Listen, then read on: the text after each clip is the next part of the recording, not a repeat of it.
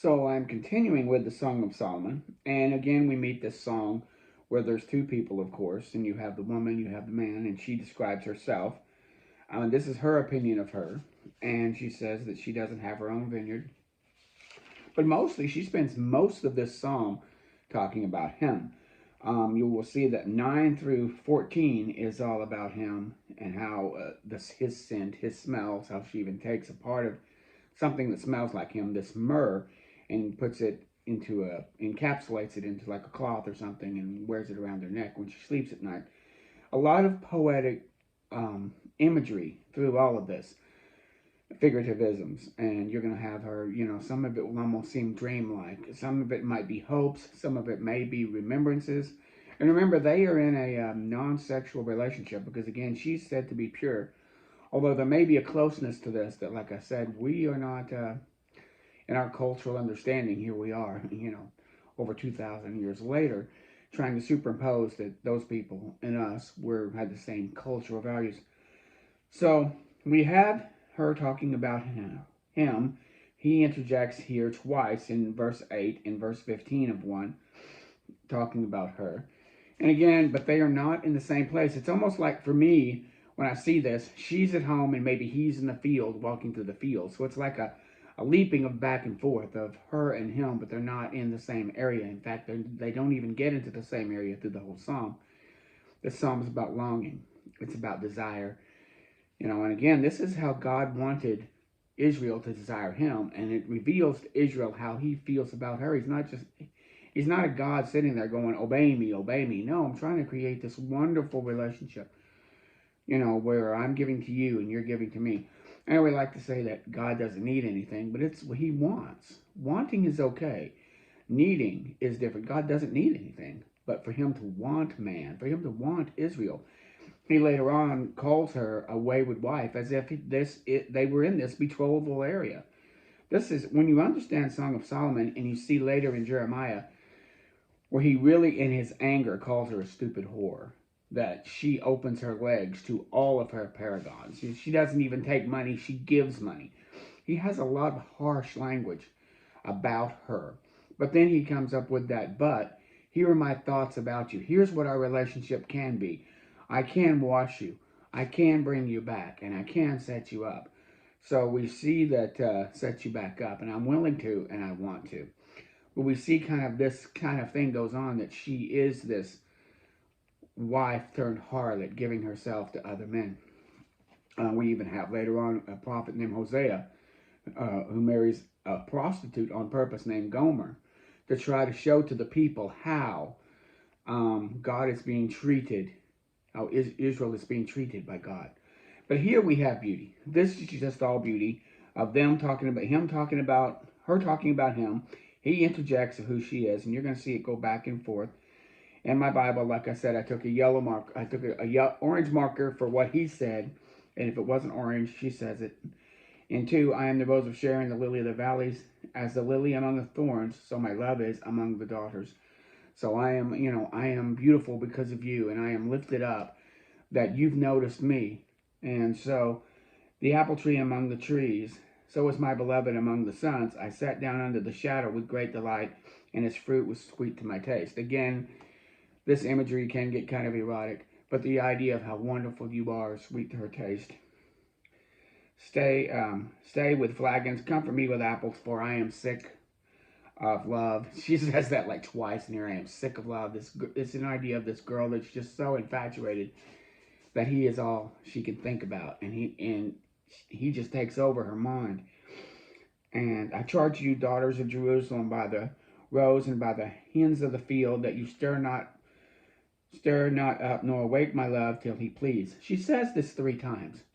It's almost as if also, he's resting with her in this whole thing. Is her soliloquy within her mind and remembering what he said. You can kind of look at this in several different ways, but let him sleep, let him breathe, let him be himself. He wakes when he pleases. O daughters of Jerusalem, by the roes and by the hinds, the voice of my beloved, behold, if he cometh leaping from the mountains, skipping upon the hills, my beloved is like a roe and a young hart. Behold, he standeth behind our wall. He looketh forward at the windows, showing himself through the lattice. I like this one. The idea of he is just bounding, and he is just bigger than life, and he just goes through, he's bouncing over the mountains. You can almost see in your mind, if you'll let yourself go with this a little bit, this rugged, strong individual just running through the hills and bounding around, you know. And so he he looks forth at the window, showing himself through the latrice. He is coming. He looks through the window at me, this wonderful man. My beloved spoke, "Arise, my love, my fair one, and come away.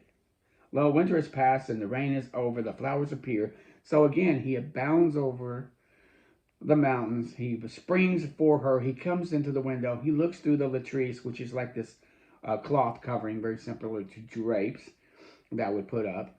He would go through the drapes, come to her, and invite her out and bring her into this wonderful world. The fig trees are full of green figs. And he goes in, "Arise, my love, my fair one, and come away." So he's asking her to come away. This is wonderful imagery that she's creating. And he says, "Oh, my dove, thou art the cleft of the rocks. In the secret places, let me see thy countenance. Let me hear thy voices. For for sweet is thy voice, and thy countenance is comely." I love what he says here. I believe it's him taking. Sometimes it gets a little hard to follow. He says, "Come, let us take the." I keep reading this incorrectly. "Take us to foxes, the little foxes that spoil the grapes, for our vines have tender grapes."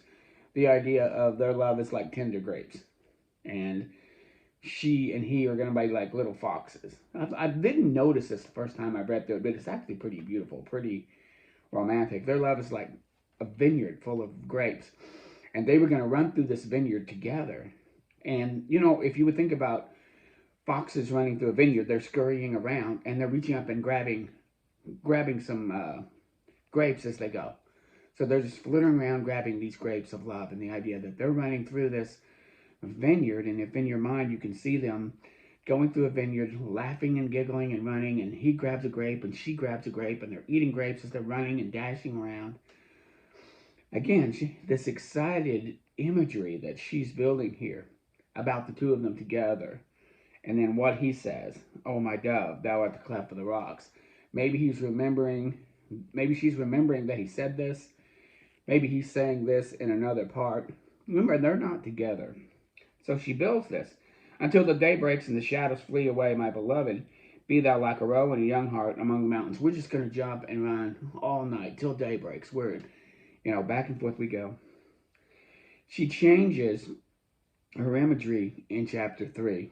In chapter 2 was this wonderful imagery of him bounding in, taking her away, sweeping her away, and them going through like little foxes through the vineyards and just bounding around till the daybreak. A wonderful imagery here. "By night on my bed I sought him whom my soul loved. I sought him, but I found him not." Uh-oh. This is kind of a different story now.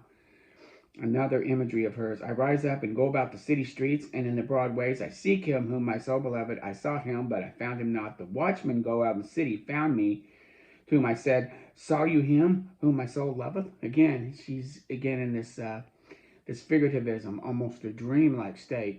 She longs for him in the bed. She gets up into the night. She goes out and meets a watchman. Now, this probably did not happen in real life, but it's her imagery. "And it was but a little, and I passed them, and I found him whom my soul loved. I held him, and would not let him go, until I had brought him into my mother's house, and in the chamber of her that conceived me. I charge you, O daughters of Jerusalem, and by the roes and by the hinds of the fields, that you stir not, nor wake my love till he please." The idea of she gets up, she wants to be with him. She goes and runs. She goes, sees the watchman. She goes around. She finds him. She brings him back to his mother's chamber, not for sexuality. They collapse together. He goes to sleep. And it's one of those play with his hair kind of moments that she's going in. The real love is not the sexual love. I mean, that's a strong part of it. But it needs to be based on this heightened emotionalism. The problem is that men are being replaced in women's eyes, and women are being replaced in men's eyes, and we don't have these deep feelings, even though we long for them with one another. Men are replacing it with pornography. Women are replacing it with stuff and with feminism. and it's disconnecting that desire. When a woman will go to her phone, or a woman will do things to get attention from another person, when a man will take his desires into a fantasy world and not to his wife, this is creating a major disconnect. Here we have her, and she charges that the daughters of Jerusalem, that they stir not nor wake up my beloved till he sleeps. Bring him in. He's resting. He's over there. He's smelling good. He's got all this myrrh and all these other fragrances coming from him. Who is this which comes out of the wilderness in pillars of smoke, perfumed with myrrh and frankincense, and with the powders of the merchants? Behold, his bed, which is Solomon's, 60 valiant men are about it, of the valiant Israel, who all have swords, being expert in war, every man with a sword upon his thigh. King Solomon made himself a chariot of wood of Lebanon. He made the pillars therefore of silver, and the bottom of gold. Go forth, O ye daughters of Zion, and behold King Solomon in his crown, whereas his mother crowned him in the day of her espousals, and in the day of the gladness of their heart. The romanticism here, going back again into Solomon's glory, is how she's seeing this man. And how that valiant man, he's a man among valiant men. Again, this imagery is very strong. And romance is about imagery. It is about these things that do happen. We men, sometimes we forget that the imagery is important. We aren't taught how to read poetry. And we certainly aren't taught romance. Had more men actually studied Song of Solomon to learn the yearnings of a woman within romantic motifs. We get so busy into trying to keep the bills paid and keep food on the table, we forget about those romantic little dalliances that our women desire. And we wonder why they're not crawling all over us and not feeling these strong drives. This is a revelation of her thoughts about him. And we also was telling my sons that you've got to stand as a man. You've got to be this man. Be the man who does these things of his own accord. You're not bringing her flowers because it's Wednesday because she expects flowers. And again, some of these tropes we just throw out again and again, and they're not real anymore. You're always giving flowers, or you're always doing this. But also our women are becoming highly expectatious. That's a problem of many of our romance movies, much of our culture, many of the Walt Disney movies create really unrealistic romantic expectations. Here we have unrequited, realistic expectations. To bring him in, let him sleep, look at him, he's a valiant man that 60 men would be around. He's like a king, he's like Solomon in her eyes. So she says this, O daughters of Zion, behold him like a king. He's sleeping, and to her, he's like a king. So this is wonderful stuff, revealing her heart for him. Chapter 4, and really all of 5, or really 4, a lot of 4 is him talking now. And then we go into her talking, and then him talking some more, and then she finishes out chapter 7 and 8. In chapter 4, behold, thou art fair, my love, behold, thou art fair, thou hast dove eyes, with thy locks of hair is like the hair of the flocks of goats that appear on the mountains of Gilead. Thy teeth are like the flocks of sheep that are shorn. They're like, thy lips are like scarlet, and your speech is comely. Your speech is beautiful. I know the word comely there is one of those King James words that sounds common or sounds average. No, it means beautiful, but in a very natural sort of way, not made up. Your temples are like a piece of pomegranate around thy locks. Again, physical beauty. This is something that gets robbed from women when they eat too many carbs. Carbohydrates really ruin, they make the face fat, they make the body fat, they get rid of what's known as the golden mean. There is a golden ratio. You'll find her imagery is in who he needs to be. His imagery is about who she is physically. And that's fine. You're beautiful. I believe that God gave men this sense of golden mean. The golden mean is a ratio. It's used in a lot of art, especially Renaissance art. It is like the perfect wave. It's like the inside of the curve of a shell or a sea wave. It is this You can look it up. It's like a 1 to 1.6 ratio, and it's really beautiful to our eyes. It's a curvature. It's an unrealized curve, and it looks beautiful to our eyes. We will actually turn and create when we want to create beautiful pictures, we'll move the camera to create this symmetry. Sometimes it just happens to us when you walk through a field and you happen to hit a moment. Everything's balanced out to where you have so much symmetry in this that it's a beautiful moment and it's a beautiful scene. All beauty is based upon golden mean. Men can even be more beautiful if you can add more golden mean to your body, the male body. When it has those curves on the side, it's an unrealized curve, and it looks good to women. The curve in our chest, the six-pack, all of these things look good to women. When we let ourselves go, when we create this pear shape, it's not as beautiful. And this is not saying ugly. This is saying it's just not beautiful to our eyes. There's aesthetic beauty here that he talks about. But he also talks about who she is. Dove eyes. I mean, my gosh, the eyes are the most beautiful part of a woman. When she has these wonderful eyes that look at you and the way she looks at you. We've all seen it in movies. The girl will look over and see the guy, and just the way she's looking at him, that's the moment. You know, we love that. We love to see that. Talks about her teeth, her lips. Her neck is like a tower of David. Her two breasts are like two young roes that are twins. And day breaks and the shadows run away. And I get me to the mountains of myrrh, into the hills of fragrance. Thou art fair, my love. There is no spot in thee. Come with me from Lebanon, my spouse. Among the tops of the mountains, thou hast ravished my heart, my sister, my spouse. Thou hast ravished my heart with one of thine eyes, and with one chain of thy neck. Thou art fair, my love, my sister, my spouse. For how much better is thy love than the wine, and the smell of thine ointments than all spices. Thy lips, my spouse, drop as honeycomb, and milk under thy tongue, and the smell of thy garment is like the smell of Lebanon. A garden is enclosed, is my sister, my spouse.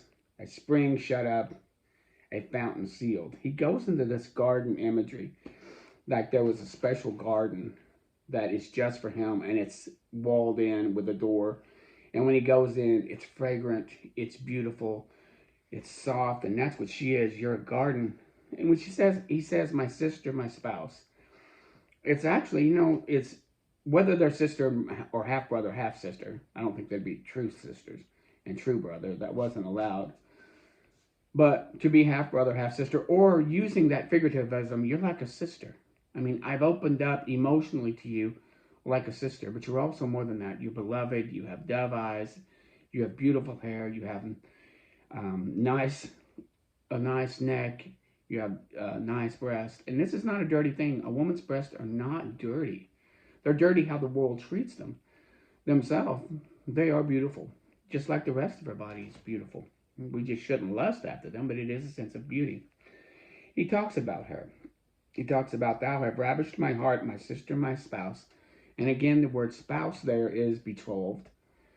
It's not a wife yet. I looked it up. We don't see the word spouse anywhere except in Song of Solomon. So it's a special word for that little betrothal area where there's not been a consummation, a dedication as wifedom yet, but you are more than the average woman. You've got this area of betrothal. And so you're beautiful. You look beautiful to me. My heart is ravished. My sister, my spouse, says that also. One time she even comes along later to say, I wish that you were she says it here, oh, that you were my brother that sucked the breast of my mother, then I should find you without, and I would kiss thee, and I would not be despised. She uses some figurative there to saying, if you were my little brother, if you were my brother, I could just grab you and kiss you. You know, this whole peppering of the face kind of thing. If you've ever thought about a girl that does that to a 5-year-old boy who goes, yuck. You know, that's again her imagery. I sometimes wish you were just my little brother so I could just grab you and pepper your face with kisses. She has all of this imagery and these feelings. But he espouses his, and he's really enamored. You know, and again, he's looking at beauty, she's looking at strength. If we would look at 3 and 4, and then be Be that strong person. Be that beautiful woman in his eyes that he does see. A garden enclosed is my sister, my spouse. The plants or an orchard of pomegranates and pleasant fruits, spikenard and camphor, and have all of these beautiful fragrances. A garden of gardens, a well of living waters, and streams from Lebanon. Awake, O north wind, and come thou, blow upon the garden, that the spices may flow out. Now that's beautiful imagery. Blow upon this garden. You know, you've got this beautiful garden. Let the winds blow and spring that fragrances out. Again, this is very beautiful imagery. She jumps in here with one little thing, and then he goes on. But she says, let my beloved come unto his garden and eat his pleasant fruits. That sounds a little sexual there, if you take it by itself. But she understood the imagery. Oh, come in. If the wind blows all of these fruits and it blows all of this sensualness, come on in and enjoy who I am. You know, and again, he should come into his garden and enjoy it. This can later would be seen as sexual. Right now, there's this a strong romantic motif is made here. And there's a lot of passion here. So she comes in, makes this one statement. He goes on for another 3 verses. And then he goes on for 3 more verses in 5. I'll continue that tomorrow. And then she talks more in 5. But the idea is that he interjects a little bit. It's like he made this statement about the garden. And she goes, well, come on into the garden and eat his pleasant fruits. What's in that garden is his. Come in and eat your pleasant fruits. Again, it seems to have a connotation, but again, this is unrequited. This is almost as if, you know, they're both hopefully with anticipation, looking upon the day when she can go into the garden. She can go into his chambers. He can go into her garden and go in and participate. They can have this special love-making relationship. But when we make this about sex, we cheapen it. Let's stop and see it for what it is. The passion and the desire, I think, is where God is going for. So let's see Song of Solomon, not from just an earthly sense of man-woman relationship, but the passionate desire that Yahweh wants Israel to have for him. And it's strong, and it is beautiful here. And we can learn a lot from it. Thank you.